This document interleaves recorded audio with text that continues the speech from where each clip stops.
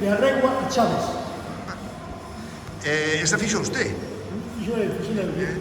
E quantas ten? Ten moitas ou que? Unhas 100 e algo. Caramba! Entonces hai que pensar nun museo da Coruña, en Madrid ou algo por aí. O Museo de Monforte teñe 22. Ah, caramba. As máis emblemáticas están no Museo da Coruña.